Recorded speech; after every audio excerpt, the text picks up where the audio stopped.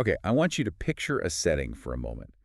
It's not some, glass-walled office in Silicon Valley. It's a laundromat. Right. It's humid. It smells like, I don't know, aggressive fabric softener. You got that rhythmic thumping of the machines, maybe a dryer squealing in the background. It feels manual. It feels like grit and quarters and lint. It's definitely the last place you'd expect to find a really cutting-edge AI implementation. Exactly. If I told you we were doing a deep dive on AI, you'd think, okay, tech startup marketing firm. But we aren't. We're looking at this stack of documents, newsletters, strategy roadmaps, even raw brainstorming notes from a guy named Nicholas J. Gomez. He owns Super Kleen Laundry. And honestly, this might be the most real-world case study on AI we've ever covered. Real world is the perfect phrase. This is not theoretical at all. No, we're looking at a business owner who didn't adopt AI because it was, trendy. He adopted it because he was in what he calls survival mode. And that's the hook for me. We are not talking about generating funny cat pictures. Yeah. We're talking about this massive transition from being a manual operator, literally the guy fixing the machines, to becoming a data-driven architect. And the timeline is so recent. I mean, these notes are from early 2026. It's happening right now. It's a classic pivot story, but the stakes feel surprisingly high. You've got a financial crisis, a hero AI named Bella, a catastrophic platform failure that almost kills his business, and then a complete rebuild. It's actually pretty dramatic. So let's start with what he calls the shot in the arm. This is the story that really sets the stage. It's the why. Because usually when small businesses talk AI, it's so vague. But Gomez points to one specific incident. An ice storm in a power company. Right. But it starts with this thing he calls the missed call dilemma. Yeah, you have to understand this first. In his newsletter, The Lowdown, he talks about turns per day versus missed calls. Okay, so unpack that trade-off. What does that actually mean? It's the fundamental flaw of being a solo operator. If you run a laundromat, you are the labor. You're fixing a broken belt, you're mopping up a spill, you're handling a customer dispute. And if the phone rings while you're doing that? You can't answer it. It goes to voicemail. And in 2026, who leaves a voicemail? Especially not a big commercial client. Exactly. A power company looking for a massive service contract isn't going to leave a message. They just hang up. They assume you're closed or incompetent, and they call the next shop on Google. You didn't just miss a call. You missed thousands of dollars. Gone. So enter the ice storm. Right. So a major power company, they've got linemen out on duty. It's freezing. The crews are working these crazy 18-hour shifts. They need laundry service, massive volume, pickup and delivery, and they need it right now. And they call Super Kleen. In the old world, Gomez is probably, knee-deep in a machine repair, and he misses that call. Almost certainly. But this time, he had Bella. Bella being his new AI receptionist. Correct. And this is the crucial part. Bella didn't just play recordings saying, we're open till 10. She engaged with them. She answered their questions about capacity, like could they handle that much volume? She took down all the details. And then immediately routed the lead to him. With an urgent flag. Yeah. So the AI basically buys him the time to get his hands clean, wipe off the grease, and call them back. And he secured the contract. He did. The notes say they processed the lineman's laundry for nearly 2 weeks. He calls it a shot in the arm. And looking at the financials and the other documents, that's an understatement. This wasn't just like extra pizza money. This was a lifeline. It was survival. You have to get the context from 2024 that he describes. Labor costs were strangling the business. They were at a point where they couldn't afford the loan payments on the building and the staff to run the front desk. So that one contract, captured by a piece of software, basically stabilized the whole ship. It totally reframes AI, doesn't it? We think of it as, it writes my emails faster, but here it's a tool for pure revenue capture. It's the difference between being open for business and just being invisible. But I want to push back a little on the idea that it was just about the money. It was also about the chaos of managing humans in that specific role. Oh, yeah. The notes from February 2024 are painful to read. The taking the phone home story. That one is unbelievable. He says staff wouldn't answer the phone consistently or they wouldn't know the service details. But the kicker is that sometimes an employee would accidentally take the shop's landline handset home with them in their bag. That's just wild. So you're the owner, a customer is calling to see if their stuff is ready, and your phone is ringing on some kitchen counter 10 miles away. Exactly. It's total operational failure. And then you have the spam factor on top of it. The phone rings 50 times a day, and 40 of those are robocalls. a human gets burnout from that. They just stop answering. And AI doesn't get annoyed. Never. It just filters the spam and answers the real customers every single time. So Gomez finds this solution. He pays, something like $150 a month for this AI receptionist. It works. It saves the business. He feels like a genius. And then, January 2026 happens. The rug pull. This part of the story, it made me anxious just reading it. We talk about platform risk in these abstract terms, but this was visceral. It is the absolute nightmare scenario for anyone building their business on top of someone else's tech. The platform hosting Bella company tied to the savants.ai suddenly just announces they're shutting down. And the timeline they gave him? 2 weeks. About 14 or 15 days notice. Just pause on that.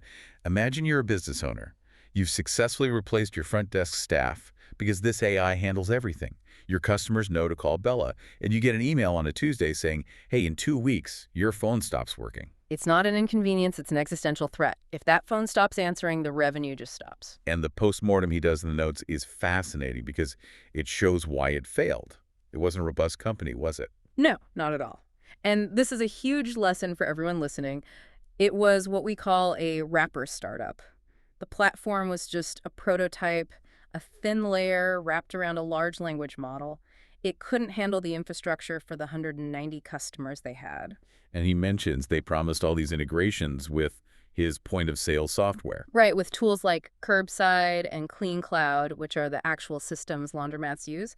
But those integrations never actually worked. So Bella was smart, but she was blind. She couldn't look into the computer and see if an order was ready. Exactly. She was just a very polite, very effective gatekeeper, and when the back end crumbled, the whole company folded. Okay, but this is where I think Gomez really differentiates himself. Most people would panic. They'd hire a human back, maybe just give up and let the calls go to voicemail. But he has this line in his notes that I love. He says, when the tech fails, the strategy remains. That is the key insight of this whole story. He compares the AI to a dryer motor. Which is such a perfect laundromat analogy. It is, but it works. He says, look, if a dryer motor burns out, you don't say, well, I guess we don't dry clothes anymore. You don't close the business. You just fix the motor. You assume the strategy drying clothes is still valid. You just need a new motor. He realized Bella was just a broken part. The strategy of using AI to manage the phones was still correct. He just needed a better part. So that kicks off the scramble. It's January 2026. He has 2 weeks to find a replacement. The docs list a few tools he tested: Eden, Hey Rosie, and Quo. It's like a crash course in AI telephony. He looked at Quo first, which used to be called Open Phone. And the verdict there. Operationally solid. It's a real, business tool. But for his model, remember, he's running on super thin margins. It was just too expensive to configure as a 100% AI receptionist. It just didn't fit the budget. Okay, then he mentions Hey Rosie. Hey Rosie, he described as solid for testing, probably had great conversational abilities. But often with these tools, there's a trade-off between being a chatty AI and a functional AI. And he landed on Eden. For the time being, yes. He calls it slimmed down.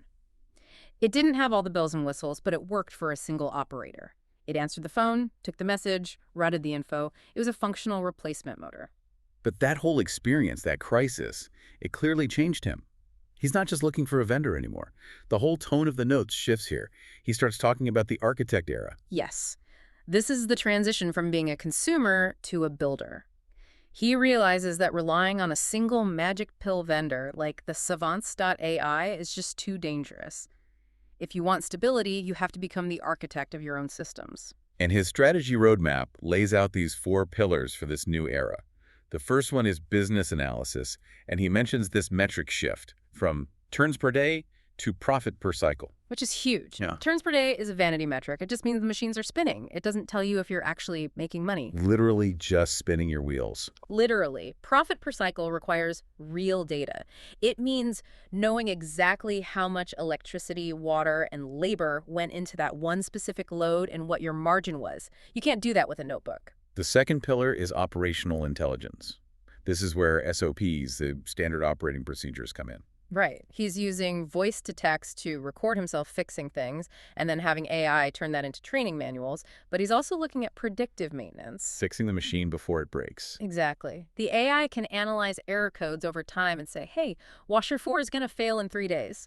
That prevents the out of order sign, which saves revenue. Pillar 3 is automated marketing. Simple win-back campaigns. Standard stuff, but so powerful. A customer hasn't used their loyalty card in 30 days, and the system automatically texts them, hey, we miss you, here's $5 off, it's set and forget. And the fourth pillar, agentic service. This is the evolution of Bella. Agentic means the AI has agency. It doesn't just answer questions, it can do things. It can schedule a pickup, process a refund, dispatch a repair tech. That's the holy grail he's building toward. What I love about this whole architect era thing is that he admits he doesn't have it all figured out. He calls his own business a living lab. That transparency is so refreshing. He's not selling you a course. He's saying, I am testing this in my service center, which is my actual real-life laundromat, and I'm sharing the wins and the failures. It transforms the business from just a place that washes clothes into a research facility that's funded by washing clothes. That's it. So let's get practical for a second for anyone listening. We've talked strategy, but what are the actual tools he's using to be this architect? The sources mention NotebookLM a lot. Yeah, NotebookLM seems to be his primary research assistant. And how's he using it specifically? The workflow is really smart. He takes all his raw inputs, messy brainstorming notes, PDF manuals for his 30-year-old washing machines, logs of error codes, and just uploads them all into NotebookLM. So he's creating his own custom knowledge base for his business. Exactly. And then he can query it. He can ask it, based on the manual for the Dexter T900, what does error code F4 mean and how do I fix it? Or draft a newsletter based on my notes from this week.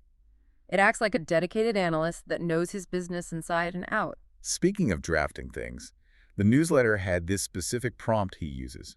He calls it the review crusher. I want to read it, but I want you to break down why it works so well. Okay, let's hear it. The prompt is, act as the owner of a professional laundromat. I am pasting a customer review below. Write a response that is helpful, technical, but accessible and grounded. If it's a 5-star review, thank them and mention our commitment to clean machines. If it's lower, apologize and invite them to email me directly so I can fix it. Okay, there are 3 words in there doing all the heavy lifting. Which ones? Technical, accessible, and grounded. Why those 3? Because if you just tell ChatGPT to write a response, you get corporate robot talk. We value your feedback, valued customer. It's so fake. By saying grounded, he's telling the AI to sound like a real human being. By saying technical, he's signaling competence. He wants the response to show he knows his stuff, maybe mentioning water temperature or spin cycles, and accessible keeps it from being too jargony. And what about the invite them to email me part for bad reviews? That's just smart reputation management. You never have a fight in the comments section. You take the negative energy offline immediately. But the fact that he has automated this confident, grounded response means he never misses one. He's also experimenting with something I found really clever, analyzing his water bills. Yes. This is a perfect example of his growth, not grit philosophy. How does that work? He feeds his water usage data into the AI. Now, a human looking at a spreadsheet might not notice if usage went up by 3%. It just looks like noise. But the AI can spot that anomaly instantly. It can say, hey, your usage is up, but your revenue is flat. You probably have a leak. And a leak in a laundromat can cost thousands. That is money directly in his pocket.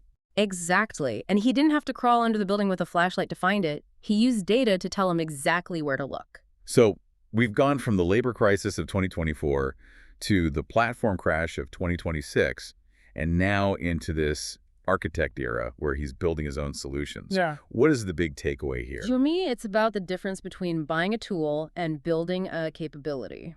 Unpack that a little. Well, when he signed up for Bella, he bought a tool. When the tool broke, he could have quit. But because he had adopted the mindset of the architect, he realized the tool didn't matter, the strategy did, so he just replaced the tool and kept going. It's a real warning against these, wrapper startups. It really is. If your entire business strategy relies on one single app that you don't control, you're just so vulnerable, you're building on rented land. Gomez is showing us you need to own the workflow. You need to know how the port works, how the data moves. And the empowering part is you don't have to be a coder to do it. This is a laundromat owner using natural language tools like Gemini and NotebookLM to build these systems. It just raises the bar for every small business. I think in the near future, there won't be tech companies and regular companies. There will be companies that use data to survive and companies that just, don't. That's a sobering thought. The difference between landing that power company contract and fading away was a piece of software answering the phone when his hands were full. And having the foresight to install it in the first place. So as we wrap up this deep dive, I want to leave you, our listener, with a challenge. We talked about how Bella just vanished in 2 weeks. A digital ghost town. Poof, gone. So look at your own workflow. Look at the tools you rely on every single day.